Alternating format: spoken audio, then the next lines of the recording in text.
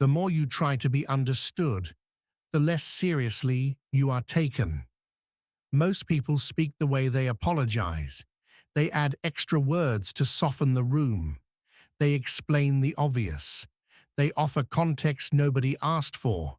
They repeat themselves in new angles, hoping one of them will land. It feels like clarity. It is usually fear. Fear that silence will be misread. Fear that a pause will look weak.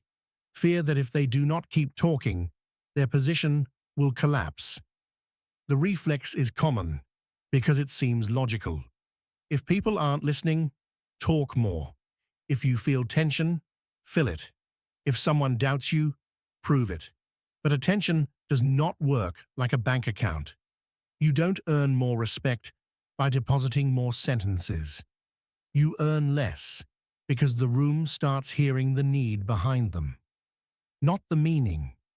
Social life has its own physics. The person who talks the most often signals that they are trying to control perception. The person who can stop and leave space signals that perception is not controlling them. In a group, that difference is felt immediately. The nervous system notices it before the mind forms an opinion.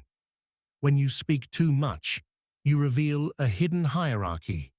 You place the listener above you. You act as if they are the judge and you are the defendant. Each extra detail becomes a form of pleading. Even if your words are intelligent, the posture is submissive. The room reads posture more than content. This is why certain people can say one sentence and end a conversation.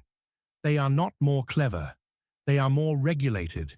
They do not chase agreement in real time. They do not rush to be liked.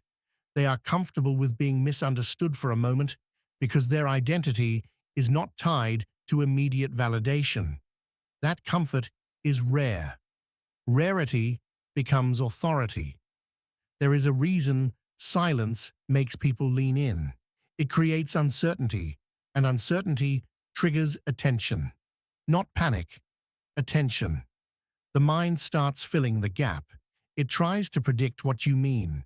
It evaluates your intention. That evaluation makes your presence larger.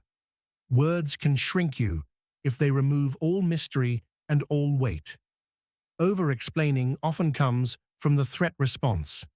The body senses potential rejection, and it attempts to repair it with language. It is not persuasion. It is self-protection. You speak fast. You add qualifiers.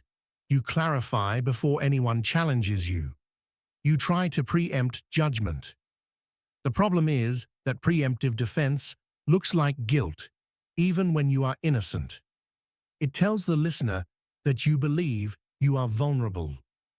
A disciplined mind does not treat every interaction as a trial.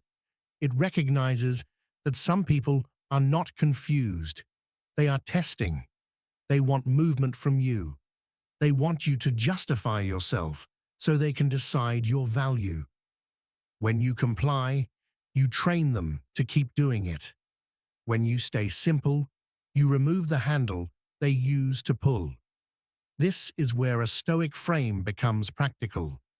Inner sovereignty means your center does not move to chase the room. Self-command means the emotion to defend does not automatically become speech. Dignity means you let your actions and your timing carry what words cannot. Being taken seriously is less about what you say and more about what you refuse to say. You refuse to advertise insecurity.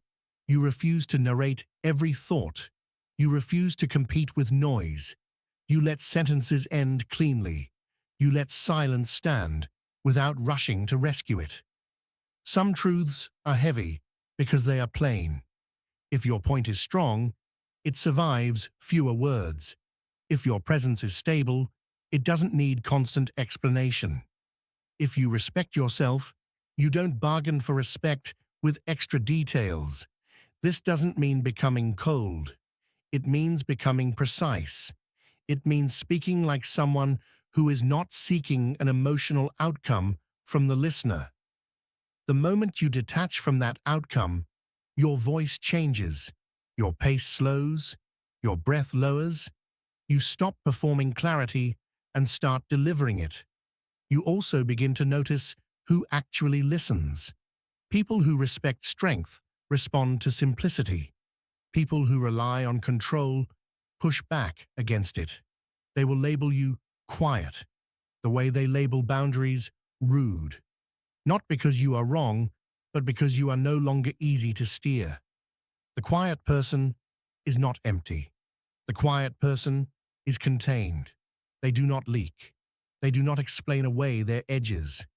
They choose what enters the room and what stays private. That choice creates gravity. Others feel it. They adjust without understanding why. In the end, saying less is not a communication trick. It is a psychological declaration.